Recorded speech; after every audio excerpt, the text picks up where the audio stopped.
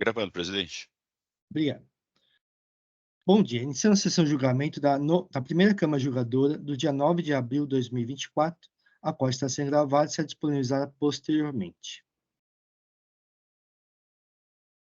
Pedir para o doutor juiz confirmar em presença. Só o doutor Eduardo.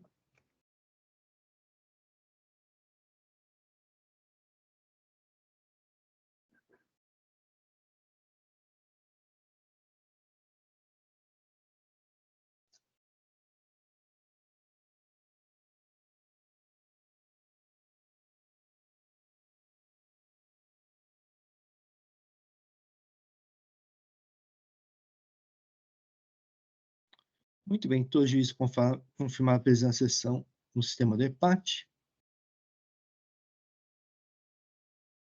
Temos 4 processos no dia de hoje. Vamos começar os trabalhos com os processos em que há pedido de sustentação oral e o patrono está presente. Então, começando com Refinaria de Petróleo de Manguinhos S.A., é um recurso de ofício, é de minha relatoria. Só um momento que eu vou fazer o registro da patrona.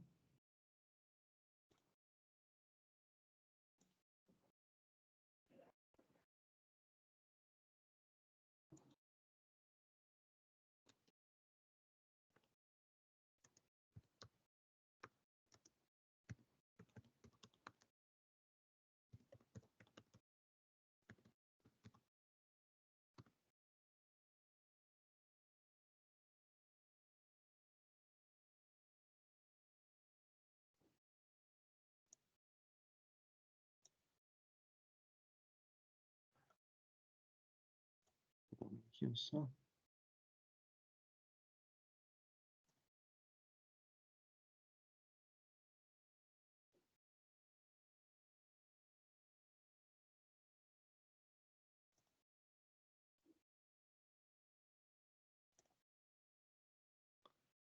Muito bem, é um recurso de ofício. Contestação proferida pelo DTJ2, o J. Taubaté, que julgou, só vou fazer uma correção, improcedente ou autoinflação. O contribuinte foi acusado de deixar de pagar ICMS por ter informado no campo 17 pagamentos antecipados nas guias nacionais de informação e apuração de ICMS, submissão tributária, valores que não foram efetivamente antecipados aos corpos do erário paulista. A decisão primeira instância julgou improcedente o AIM. A doutora Interpretação Fiscal ofertou parecer em recurso de ofício, propugnando seu provimento parcial, para que seja reformada a decisão ao considerar ilegal a cobrança CMS-ST do item 1 do AIM, cabendo a sua manutenção contra o entendimento subsidiário de reduzir o valor cobrado do item 1 do AIM referente ao mês de dezembro de 2017. O contribuinte apresentou contra-razões e requer a manutenção integral da decisão proferida. É o relatório. Doutora Natália, fique à vontade para realizar a sustentação oral. Sim, eu vou acompanhar o julgamento apenas. Só acompanha? Ok, obrigado. Muito bem, vou passar o voto. O julgador da primeira instância decidiu por improcedência ou autoinfração pelas seguintes razões. Diz o seguinte: passe por conseguinte análise da arguição defensiva contra a cobrança CMS-ST, com base exclusiva no convênio CMS 110 de 2007, como correspondente a ele. Nos termos do alegado pela defesa, a cobrança do CMS-ST, incidente nas operações com combustíveis, conforme previsto esse convênio, não podia ser feita diretamente através de mero decreto estadual, mas deveria ser precedida de lei em sentido estrito. A cobrança instituída apenas por decreto é ilegal, por afronta que prevê o CTN. Diz ainda: diante do exposto, estou bem evidenciado que no Estado de São Paulo houve vício na instituição do regime de tributação do CMS-ST nas operações com combustíveis indicados no AIM, posto que instituída por meio de norma infralegal. Ainda que em estado de se manifestar a segunda questão, a fiscalização não logrou êxito na sua manifestação de modo a sustentar a eventual legalidade da cobrança CMS-ST na forma como foi realizado o orçamento fiscal. Dessa forma, a cobrança CMS-ST perpetrada por meio do perante AIM é ilegal, sendo por isso necessário reconhecer sua total improcedência. Volto a dizer, não obstante o entendimento do seu jogador de primeira instância e a jurisprudência trazida pela autuada, peço licença para discordar. O TJ de São Paulo bem apreciou a matéria nos autos da Operação Civil, número 105.1595, 2022, 826.0053, relator do desembargador Jarbas Gomes, julgado em 2 de 6 de 2024, cuja apelante é a própria autuada, sendo prolatário acordo pelo não provimento do seu recurso. Refiro ao acordo analisar especificamente a matéria, não havendo qualquer ressalva contra a razão decidido, que acompanhe sua integridade nos exatos termos em que foi exposto. Então, transcreva aqui, na íntegra, essa decisão do TJSP, em segunda instância, em que a apelada, a própria recorrente, restou vencida na sua pretensão. Assim, tivesse a decisão em primeira instância, não há vício na instituição de tributação de CMS-ST pelo Estado de São Paulo, pois, como exposto pelo TJSP, a substituição tributária está prevista em Lei 6374, e nem que assim não fosse, a internização do convênio por meio de decreto possui respaldo na Lei Complementar 24 de 75. Observe que a autuada tinha plena ciência sua obrigação, tanto que efetuou recolhimentos do imposto no valor de R$ 2.409.023,23, referente ao mês de dezembro de 2017, como reconhecido pelo auditor fiscal, autuante as folhas 1.399 a 1.400. Em razão do referido recolhimento reconhecido pelo fisco, reduz a agência fiscal, conforme demonstrativo de folhas 1.401, redução essa também acolhida para a doutora imputação fiscal em seu parecer cujo ofício. Predisposto perante o pressuposto mínimo de admissibilidade, conheça e dou parcial por meio de ofício. Então é assim que eu voto. Só um momento que eu vou fazer uma pequena correção de erro de digitação. Só um momento.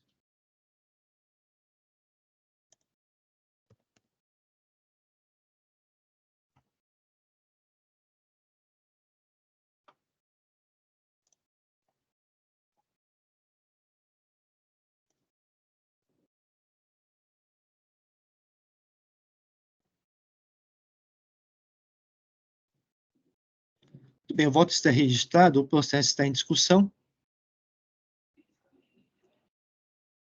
Não havendo inscritos, vou encerrar os debates. Vou verificar o quórum de presença.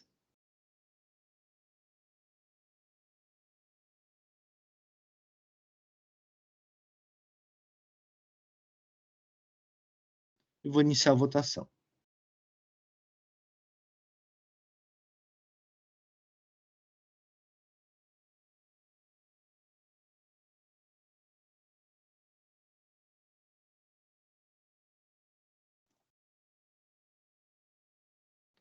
Iniciada a votação, o recurso de ofício da Cefaz foi conhecido e parcialmente provido nos termos do meu voto. Agradeço a presença da doutora Natália. Eu que agradeço. Um ótimo dia a todos. Bom dia, obrigado.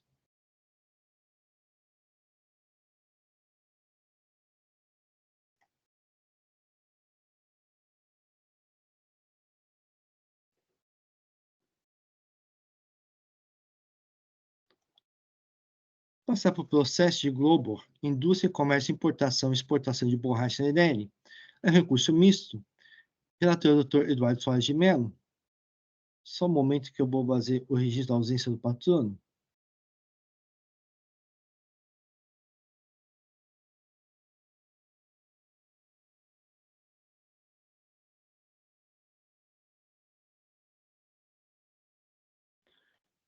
Doutora, como há um recurso de ofício, ele solicita registro do doutor. Só um momento. Presidente, quando puder, me permitir a edição do voto, eu agradeço. Só um momentinho aqui que eu vou fazer registro do doutorado. Não estou conseguindo aqui.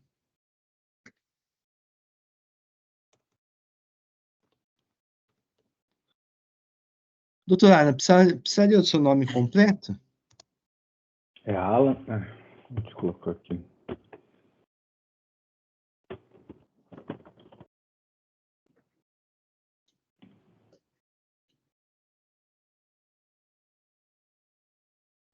Mandei no chat, presidente. Tá. Só um momento só.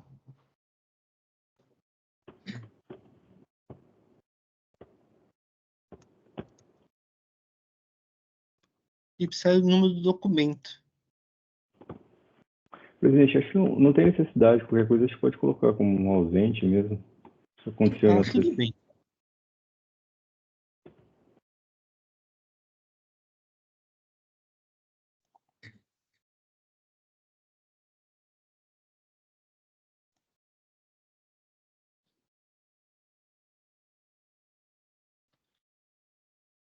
Muito bem, doutor Eduardo. Já é possível disponibilizar o voto?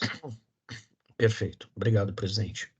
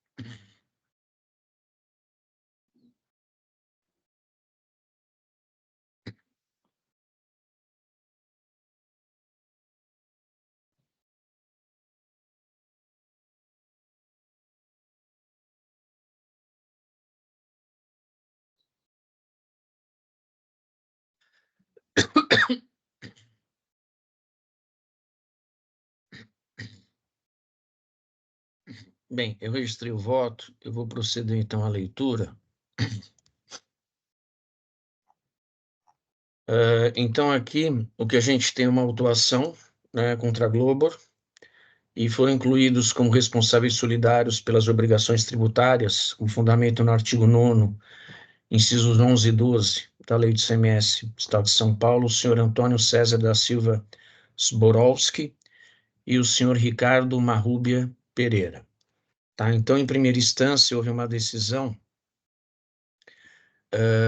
que manteve as acusações fiscais e a responsabilidade solidária do senhor Antônio em relação a todo o período abarcado pelo auto, e no tocante ao senhor Ricardo, uma parte do período, porque numa data específica ele teria se retirado do quadro societário da empresa.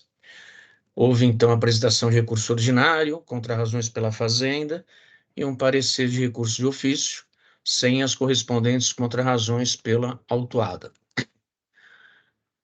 Eu descrevo no meu voto integralmente as acusações fiscais, depois eu dou uma resumida, né? A resumida é até maior em relação aos itens 1, 2 e 3, porque aqui são 6 itens.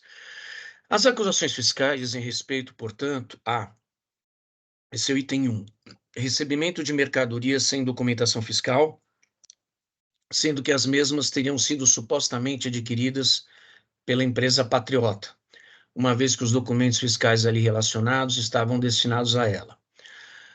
O item 2, aí é remessa, sem documentação fiscal, né, em operação sujeita ao ICMS, pela mesma razão, por estar sendo atribuído à Patriota. O item 3, remessa sem documentação fiscal, mas aí operação não tributada, pelo mesmo motivo, pelo fato da documentação fiscal mencionar a existência da Patriota na operação.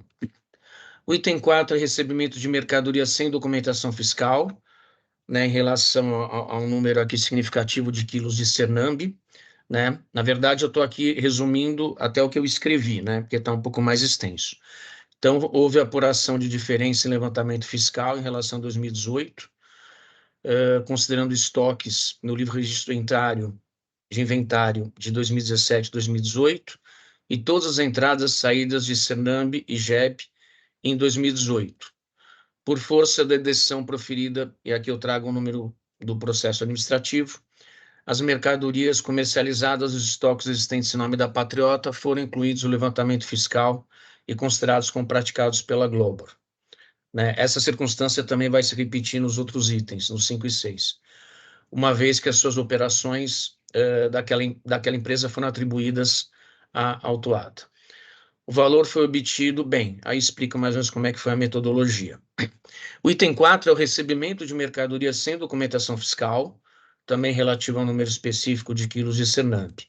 Também houve o levantamento fiscal, 509 do regulamento do CMS, aí é relativo a operações próprias em 2020, e também faz menção à decisão proferida no processo administrativo específico, que entendeu pela nulidade da inscrição estadual da empresa Patriota, e traz aqui também qual foi a metodologia utilizada para chegar nessa diferença.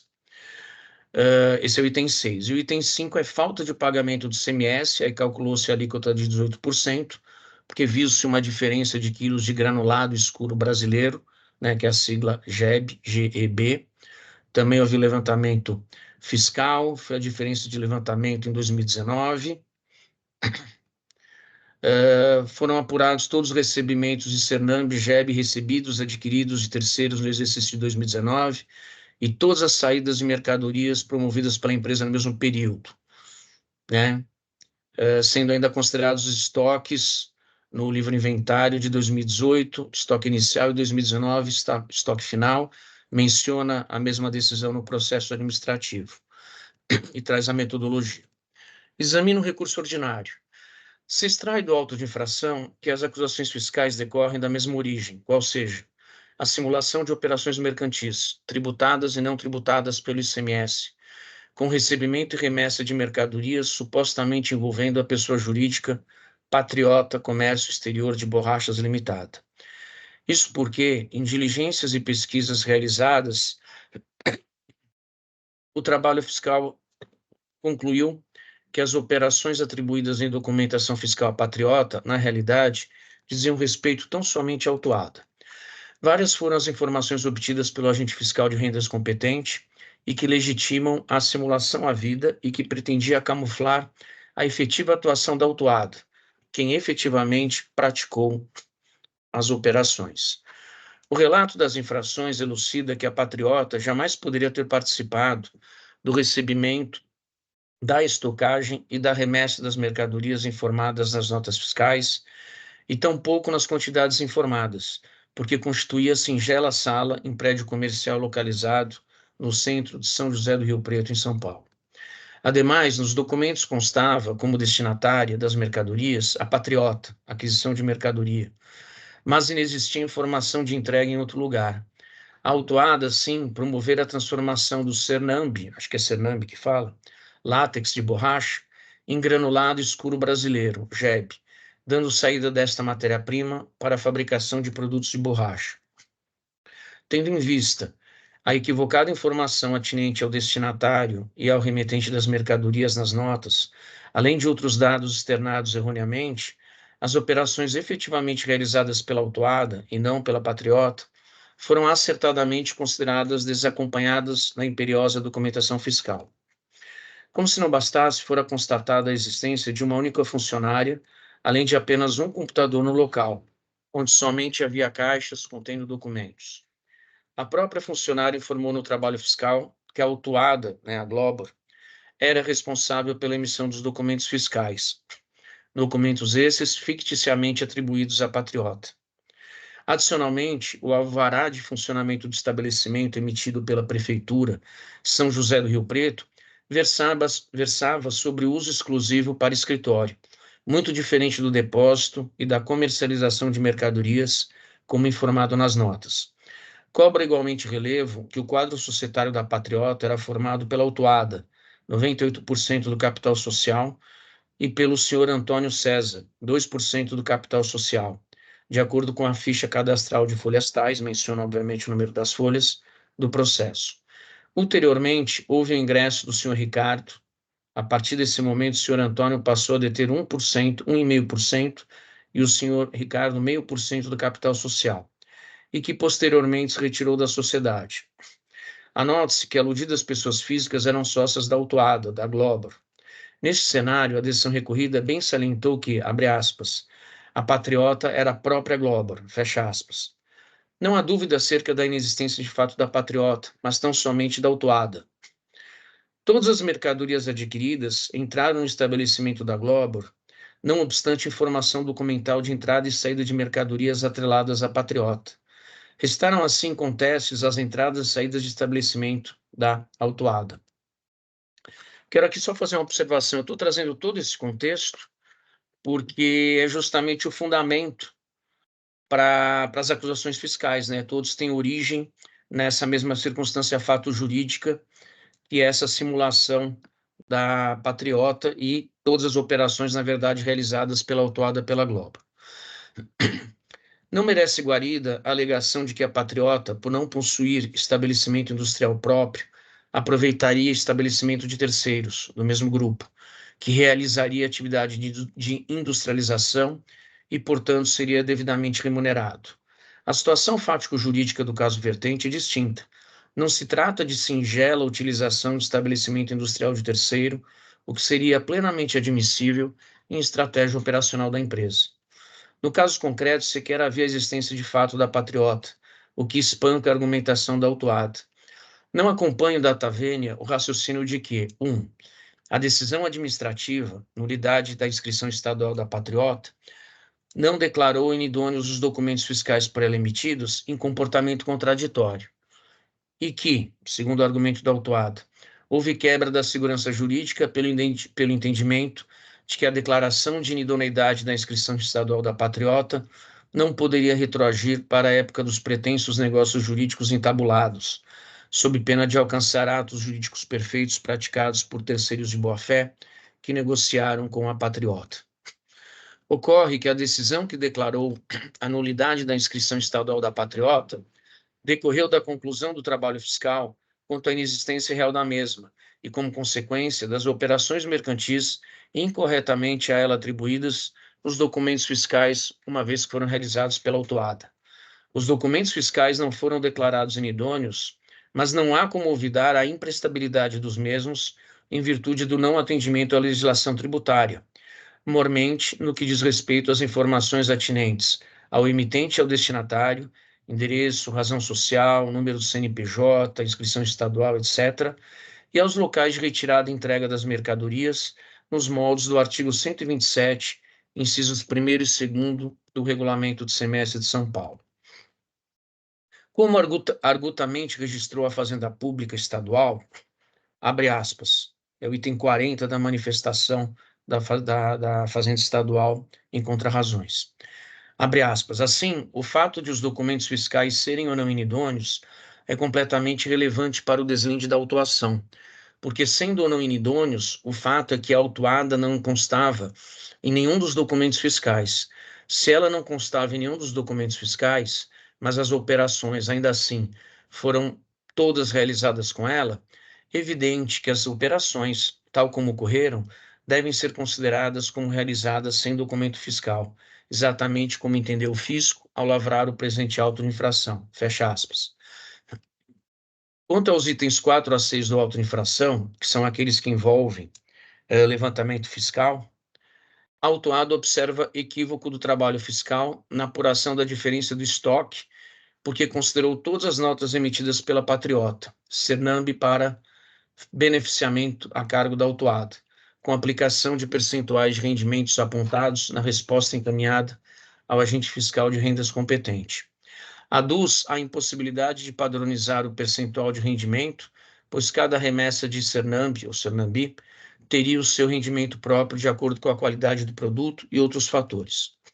Aí digo eu, até o presente momento processual, a autuada não apresentou levantamento paralelo para a pretensa demonstração do que seria o correto percentual de rendimento de Cernambi, em contraposição àquele apresentado pelo trabalho fiscal. Fora comprovada a inexistência de entrada e saída de mercadorias do estabelecimento da patriota, o que reforça a conclusão de que essas mercadorias estavam tão somente envolvidas com o estabelecimento da autuada.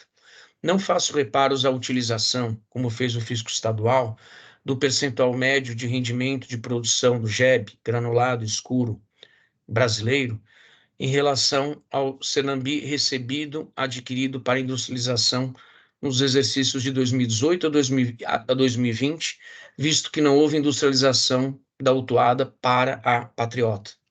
De acordo com a autuada, a postura do fisco em relação aos itens 4 a 6, além de equivocada, seria contraditória, eis que, para concluir pela suposta movimentação de mercadoria sem nota fiscal, apontada nos itens 1 a 3, o fisco teria desconsiderado as notas emitidas pela patriota, mas para concluir pela diferença de estoque, que são os itens 4 a 6, ela teria considerado todas as notas. Não vejo contradição do trabalho fiscal em que pese a assertiva da autuada de que os itens 1, 2 e 3 teriam fundamento na ausência de documentação fiscal, na compra e venda de mercadorias, ao passo que as acusações dos itens 1 a 4 teriam considerado os mesmos documentos para identificação de diferença de entradas e saídas de mercadorias em levantamento fiscal. Com efeito, não haveria como considerar a existência dos documentos fiscais, me refiro aí aos itens 1, 2 e 3, porque estes não retratavam as operações reais de entradas e saídas de mercadorias, vendedor e adquirentes divorciados da realidade, o mesmo valendo para os locais de retirada e entrega das mercadorias. Como já demonstrado, as operações verdadeiras e que foram realizadas exclusivamente pela autuada não possuíram documentação a lhes acobertar, em desobediência ao que preceitua a legislação tributária. Mas como ocorreram de fato entradas e saídas daquelas mercadorias, abre parênteses, embora diferente da forma retratada nas notas e, portanto, irregulares, porque a patriota jamais existiu de fato, sequer poderiam ser olvidadas, ou seja, sequer poderiam ser ignoradas essas operações que haviam. Exatamente por isso, a decisão administrativa que declarou a nulidade da inscrição estadual da patriota houve por bem atribuir todas as operações à autuada, o que ensejou a inclusão das mesmas em levantamento fiscal, legitimando assim as acusações fiscais nos itens 4 a 6 do auto. Houve as operações mercantis e é por essa circunstância que a documentação fiscal foi considerada para os itens 4 a 6 do auto. O mesmo não podendo ser afirmado quanto às, entre aspas, informações de que houvera remessa e retorno de industrialização de terceiros. Não palmilho da afirmação de que não existiu prejuízo ao fisco paulista, tendo em vista a outorga de isenção do imposto estadual apenas nas operações mercantis com borracha natural, em conformidade com o artigo 8º do regulamento, item 99 do anexo 1. Chama a atenção que, diferente do que apregou a autuada, ocorreram operações mercantis com produtos industrializados, exemplo JEB, além do fato de que houve o perfazimento de operações interestaduais, não abarcadas pela mencionada desoneração tributária, mas sujeitas à incidência do ICMS. Como bem evidenciado pela decisão recorrida, aí eu vou aqui reproduzir, vou ler os itens, parte do item 43 do julgado recorrido. Abre aspas. Sendo assim, nas operações internas, a legislação paulista concede uma desoneração das operações com borracha natural e seus derivados, mas somente quando elas ocorrerem dentro do território desse Estado, desde a saída do produto até a indústria. E essa desoneração ocorre tanto pela já mencionada isenção, quanto pelo diferimento do artigo 350-11 do regulamento. Já as operações interestaduais, no entanto, são normalmente tributadas pelo ICMS.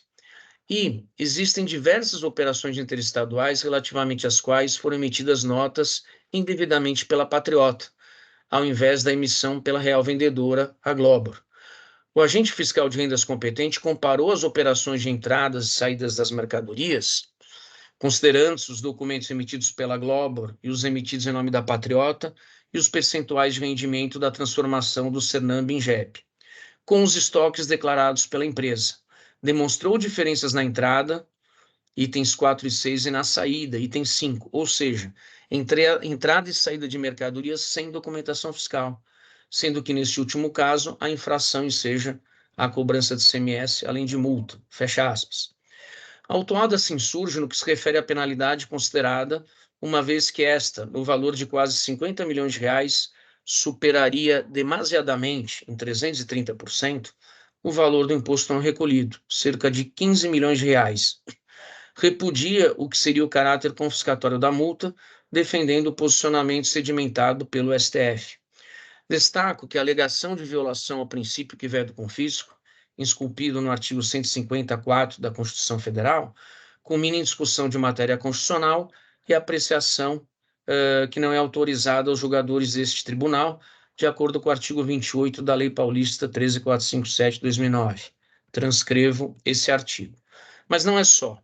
Ao comparar o valor total das multas com a soma dos montantes cobrados ICMS, a autuada não atenta que apenas as acusações fiscais, os itens 2 e 5 do auto, dizem respeito à cobrança de ICMS do imposto estadual, enquanto nos demais itens, trata-se de obrigação tributária decorrente do descumprimento de deveres instrumentais, formais, sem a exigência do ICMS.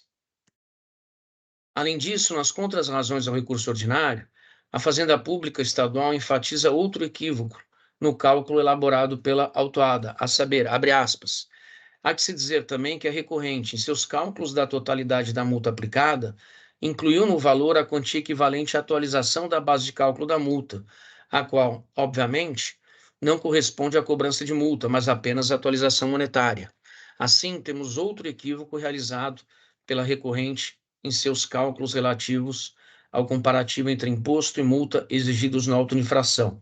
Só fazer uma pequena observação, como eu coloquei no segundo argumento, o que acontece? Não é que você teve só acusação de falta de pagamento de imposto, somou-se esse valor e comparou com a soma de todas as penalidades relativas tão somente à falta de pagamento do imposto, né? Porque é assim que raciocinou a autuada para dizer que suplantou em muito o valor do tributo e desatendeu ao entendimento do STF. Na verdade, aqui, a maioria das acusações não envolve falta de pagamento do imposto. Então, não dá para fazer esse tipo de comparação.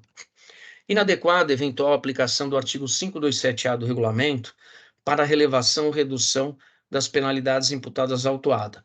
Ocorre que o referido dispositivo legal determina que, abre aspas, a multa aplicada nos termos do artigo 527 poderá ser reduzida ou relevada por órgão julgador administrativo, desde que a infração tenha sido praticada sem dolo, fraude ou simulação e não implique falta de pagamento do imposto. A conduta praticada pela autuada não atende os requisitos legais para relevação ou suavização da multa aplicada, uma vez que, 1, a acusação fiscal de falta de pagamento do ICMS, e 2, todas as acusações fiscais do auto originam da simulação da patriota, operações realizadas pela autuada.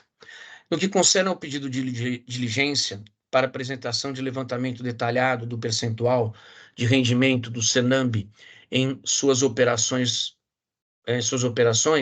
pondero que este egrégio tribunal não está obrigado a atendê-lo ao pedido, tratando-se de faculdade, ou se preferir prerrogativa, conferida aos seus julgadores conforme compreenderem ser ou não referido expediente necessário nos termos do artigo 25, parágrafo 1º da Lei 13.457/2009.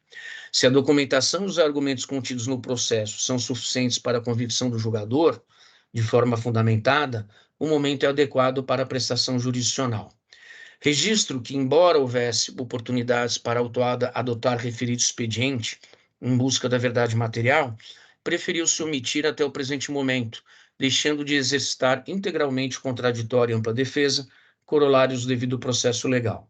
Pondero que o processo administrativo fiscal paulista prestigia o formalismo moderado, mas que não pode significar uma porta aberta para a apresentação de argumentos e elementos documentais a qualquer momento do trâmite processual, exceção feita quando demonstrados fatos supervenientes e ou motivo de força maior, sob pena, inclusive, de insegurança jurídica às partes litigantes. Tecidas essas considerações, conheço e nego o provimento ao recurso ordinário. Passo a análise do recurso de ofício. Os sócios da autuada, senhores Antônio e Ricardo, foram incluídos no polo passivo da demanda como responsáveis solidários pelo débito fiscal, com fundamento no artigo 9º, incisos 11 e 12 da Lei 6374. Configuração de interesse comum dos mesmos na situação que deu origem à obrigação principal e efetiva concorrência para a sonegação do ICMS. Não há insurgência quanto à inclusão dos aludidos sócios como responsáveis solidários no presente auto, tratando-se assim de situação em controvérsia. Consta da decisão recorrida que, aí eu não vou ler, porque ela é longa, todos têm conhecimento, e aí, se precisar, depois eu até leio. Aí digo eu, ocorre que, se de um lado o senhor Ricardo se retirou da sociedade da autuada em 8 de junho de 2018, por outro lado, somente deixou de fazer parte do quadro societário da Patriota em 10 de julho. Nesse sentido, acompanho a alegação da Fazenda Pública Estadual, em parecer em recurso de ofício, de que o período de responsabilidade solidária do sócio Ricardo se estende até 10 de julho de 2018. Por isso, mantenho a responsabilidade solidária do sócio Antônio em relação a todo o período alcançado pelo auto de infração. No que se refere ao sócio Ricardo, a responsabilidade solidária ficará adstrita ao período compreendido entre 1º de janeiro de 2018 a 10 de julho de 2018, itens 1, 2, 3 e 4 do auto. Destarte, conheço e dou provimento ao recurso de ofício. Em face do exposto, conheço e nego provimento ao recurso ordinário e conheço e dou provimento ao recurso de ofício para 1. Reconhecer a legitimidade das acusações fiscais, mantendo assim o auto lavrado. 2, manter a responsabilidade solidária imputada ao sócio Antônio, relativamente a todo o período abarcado pelo presente auto. E 3, manter a responsabilidade solidária atribuída ao sócio Ricardo até 10 de julho de 2018, na forma pretendida pela Fazenda Pública do Estado de São Paulo. É assim como voto, presidente.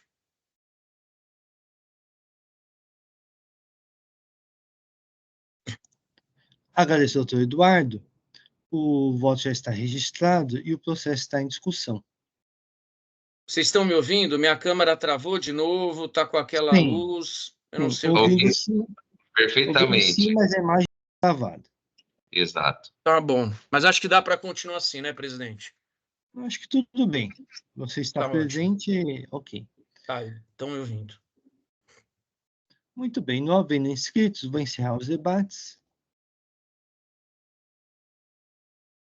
Vou verificar o quórum de presença.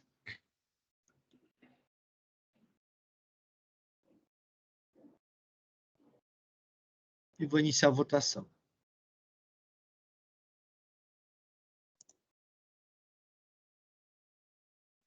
Presidente, você acha oportuno eu sair e voltar para a sessão ou pode complicar? Vai correndo a sessão e eu entro novamente para ver se resolve essa situação da minha câmera. Olha, fica a seu critério, doutor Eduardo. Quiser arriscar, a gente aguarda. Tá, eu vou fazer isso, porque é uma situação meio desagradável. Eu vou tentar então, tá bom? Tudo bem. Muito bem, encerrada a votação. O recurso ordinário de Globo, Indústria e Comércio, Importação e Exportação de Borracha Irenes, foi conhecido e não provido, e o recurso de ofício da Secretaria da Fazenda foi conhecido e provido nos termos do voto do doutor Eduardo.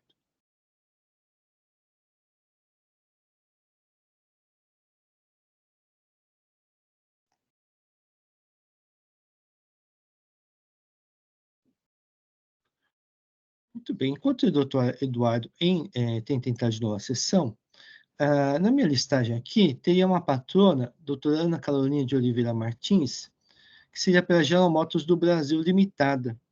Não vejo ela na sessão. Jailson, você poderia mandar alguma mensagem? Voltou, Eduardo. Amém, amém. Tudo bem, presidente, vou mandar. Ok, obrigado. Deu certo, Eduardo? Ainda bem. Espero que não volte, né? Ok. Então, vou passar para o processo de Qualisol Indústria e Comércio de Produtos Químicos Limitada, em recurso ordinário. Relatoria do Dr. Carlos Henrique. Só um momento que eu vou fazer registro da ausência do patrono. Ok, presidente.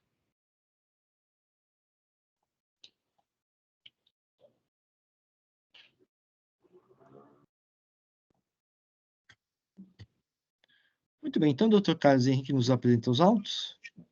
Ok, presidente, obrigado. Bom, presidente, vocês já tiveram acesso. O processo é relativo a uma infração que acreditou-se indevidamente o ICMS valor de tanto, nas datas atrasadas, por meio de escrituração das notas fiscais eletrônicas, transferidas de folhas dadas, quais são inábeis para cobertar as supostas operações nela consignadas, nos termos do artigo 184, inciso 1 do RICMES, uma vez que tais documentos não atendem às condições para o primeiro artigo 59 do RICMES. As referidas notas fiscais eletrônicas foram emitidas com dados cadastrais de Vintage de Indústria, Comércio e Produtos Químicos KDL, para a qual se constatou a simulação da existência do estabelecimento, bem como a simulação dos quadros societários. Em consequência, a inscrição no cadastro de contribuintes foi enquadrada como nula, nos termos do artigo 30, inciso 1 e 2 do RICMES, por meio do procedimento administrativo previsto na portaria CAT 95, processo final 784, juntado às folhas 190. Em atendimento à notificação, o contribuinte Qualisol Indústria e Comércio de Produtos Químicos Limitado forneceu as informações de documentos juntados às folhas 1848, entre os quais as transcrições de comunicação via e-mail relativas a tratativas comerciais, onde se verifica que os representantes da Qualisol tinham ciência de que não estavam efetivamente realizando negócio com a Vintage, considerando que as supostas compras foram entabuladas com pessoas identificadas por Marisa Tonentino, a qual consta uma vendedora de empresa denominada Stinfer, conforme consta as mensagens via e-mail apresentadas. As cópias dos boletos bancários demonstram que a empresa Vintage não foi beneficiária direto dos pagamentos representados por tais documentos.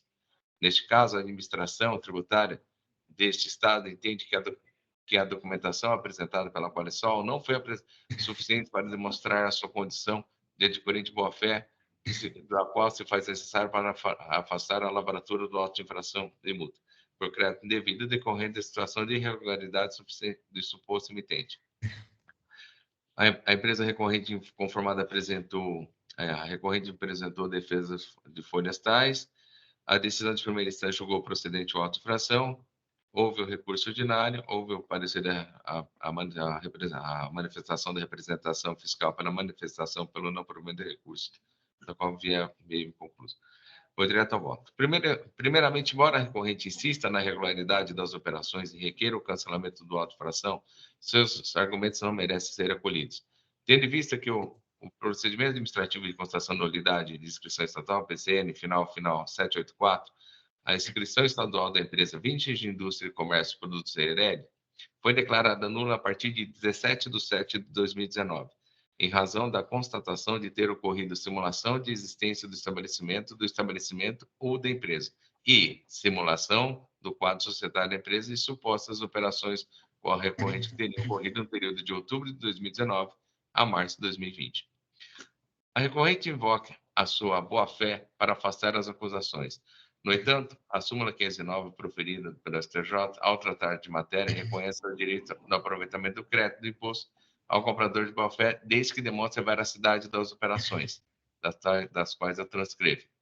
Neste ponto, vale destacar que, à luz da referida súmula e de seus precedentes, a condição de comerciante de boa-fé está sujeita ao adimplemento cumulativo simultâneo de alguns requisitos, dentre eles: a demonstração de veracidade das operações de compra e venda, inclusive com a apresentação das suas tratativas comerciais e da comprovação do transporte das mercadorias.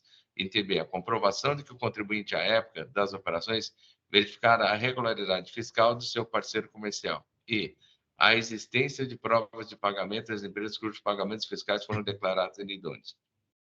Este também é o entendimento que vem sido trilhado por este Tribunal de Impostos e Taxas.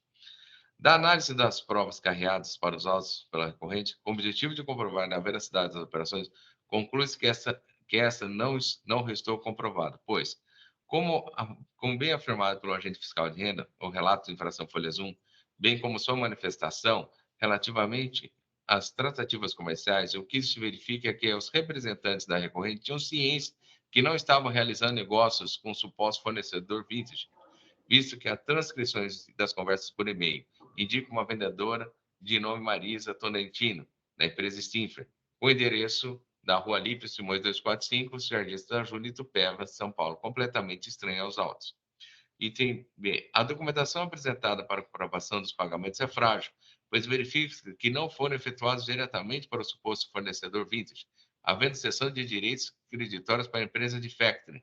Embora não exista qualquer impedimento quanto a esta circunstância, no caso dos autos, conclui-se que não pode ser aceitos os documentos apresentados como prova de pagamento, visto que para gerar eficácia perante a terceiros é necessária a existência de um contrato formal nos termos do artigo 288 do Código Civil, sendo inobservada a referida regra geral. Item 3. A comprovação de que o adquirente de boa-fé verificou a regularidade fiscal do alienante que não foi feita. O acervo probatório, ainda que a recorrente tenha apresentado toda a documentação, não demonstra sua veracidade, bem como a regularidade do fornecedor, razão da qual não ficou configurada a boa-fé, ou seja, a boa-fé não restou cabalmente comprovada. Os artigos 20 e 21 da Lei 6.374, que tratam da cassação, da suspensão e da nulidade da inscrição estadual dos contribuintes, estão disciplinados especialmente no RICMS e na Portaria CAT 96, nos termos da cláusula 6ª do ajuste 7/2005, por ocasião da recepção de cada nota fiscal pela Cefaz, para fins de autorização de uso. É feita a validação de forma e o fato da empresa estar como uso de nota fiscal autorizada pela Secretaria da Fazenda. Não representa atestado de idoneidade, pois não é um ato constitutivo de direito, podendo a Fazenda rever as operações não verídicas e declarar os documentos que amparam como idôneos. Por conseguinte, não tendo sido atendidas as condições previstas no artigo 59.1 do Higgins, não há imposto a ser compensado pelo recorrente, pois, como o imposto não foi comprovadamente pago, nos termos do artigo 61 do Higgins, na etapa anterior, não é possível a tomada do crédito.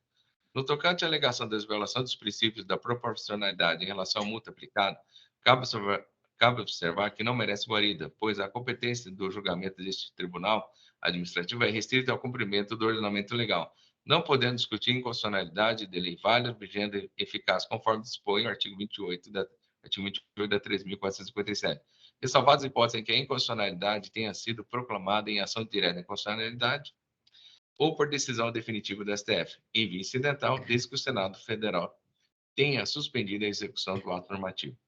Deste modo, sendo certo que o agente administrativo agiu nos termos da lei, o entendimento é no sentido que a legislação tributária em vigor é vinculante para a atividade de lançamento efetuada pela fiscalização tributária, devendo o órgão de julgamento verificar sua obrigação, haja visto que o órgão de julgamento e o fisco paulista estão vinculados à lei em obediência ao princípio da legalidade, não havendo assim que se falar em ofensa aos princípios constitucionais mencionados.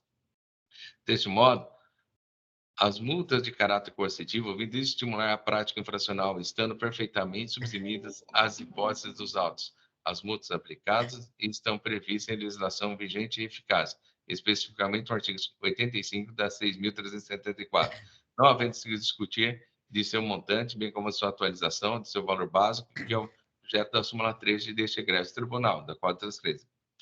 É legítima, portanto, a incidência dos juros diários nos termos do artigo 96 da 6.374, de 1º de março de 89, mesmo porque as alegações de inconstitucionalidade dos juros aplicados por ferir constitucional não podem ser apreciadas na esfera administrativa, pois não é um palco de exercício de controle de constitucionalidade das leis. Essas questões decorrentes da legislação estadual e seu eventual excesso devem ser discutidas no Poder Judiciário.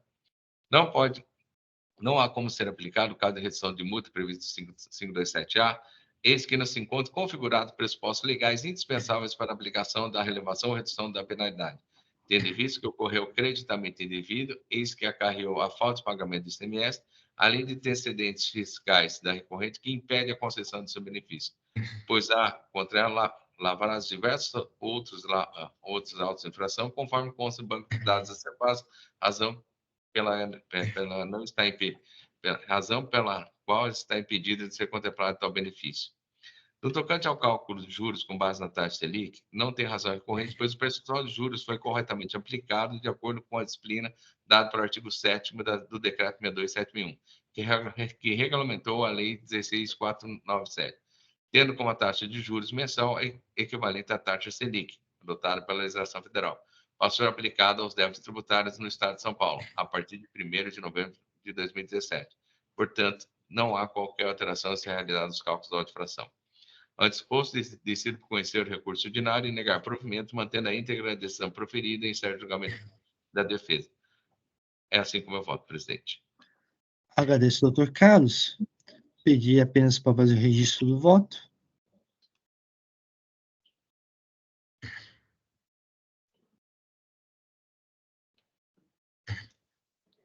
Já está registrado, presidente. Obrigado, doutor Carlos. O voto está registrado. O processo está em discussão. Não havendo inscritos, vou encerrar os debates. Vou verificar o quórum de presença.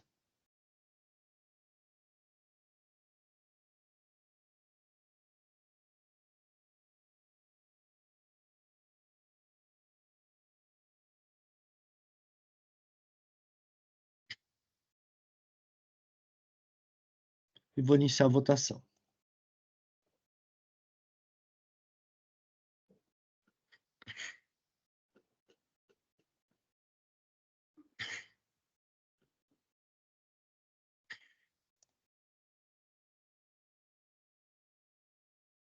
Iniciar a votação. Recurso ordinário de Qualisol, Indústria e Comércio de Produtos Químicos Limitada, foi conhecido e não provido nos termos do voto do doutor Carlos.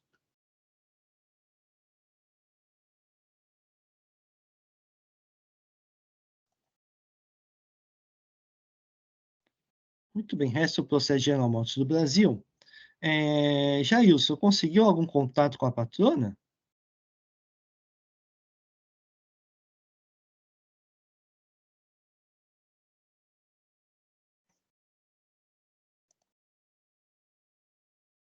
Presidente, eu mandei mensagem, não foi visualizado, fiz uma ligação telefônica e também foi completada. Certo. Acho que não tem mais o que a gente fazer, né? Ok. Bem, dado o avançado da hora, então vamos passar para o processo de General Motors do Brasil Limitada, recurso de ofício, é de minha relatoria.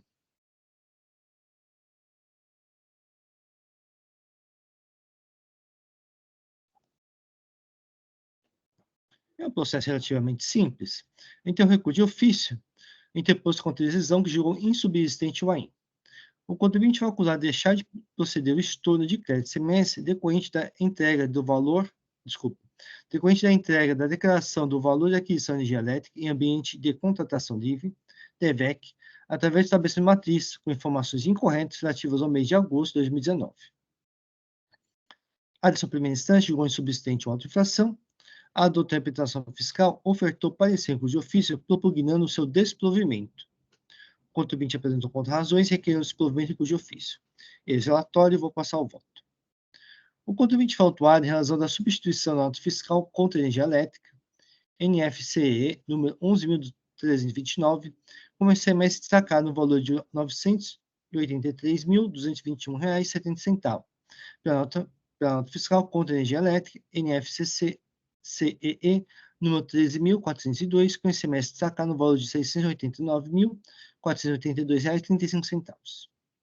Assim, o contribuinte deveria proceder ao estorno de crédito do crédito semestre anteriormente realizado, correspondente à diferença entre os referidos valores do imposto destacados nas notas fiscais. Notificado, o contribuinte informou que realizou o estorno de crédito de semestre relativo à nota fiscal número 22.285, que, por sua vez, não se refere à verificação fiscal dos autos. Em sua defesa, o contribuinte alegou equívoco na prestação de informações ao fisco e que procedeu o estorno de crédito semestre em questão, conforme folha 130. O documento de folha 159, guia de informação pelo semestre, detalhes, campo 52, confirma tal alegação, uma vez que consta o estorno de crédito semestre no exato montante nos autos, e com a precisa descrição de que se trata de estorno de crédito referente a notas fiscais, número 11.329, emitido em 19 de 6 de 2019. Assim, não há qualquer ressalva contra o reconhecimento dos fatos pelo auditor fiscal atuante, pelo julgador primeira instância e pela doutora interpretação fiscal em seu parecer de ofício, devendo, portanto, ser mantida a decisão recorrida e cancelar a agência fiscal. Pelo disposto, com esse nego pelo recurso de ofício. É assim que eu voto.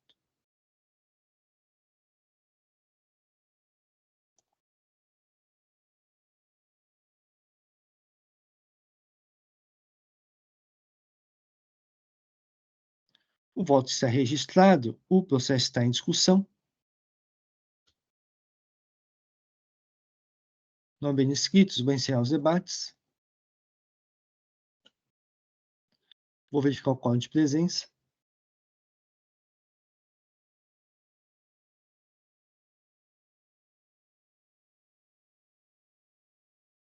Vou iniciar a votação.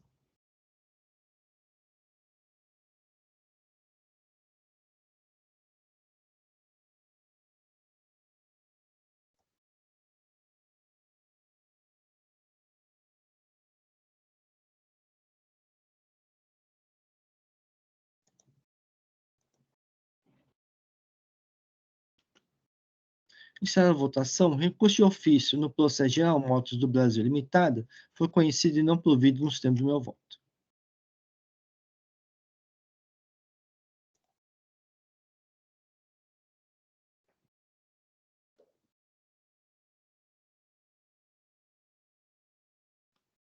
Com isso, encerramos o processo no dia de hoje.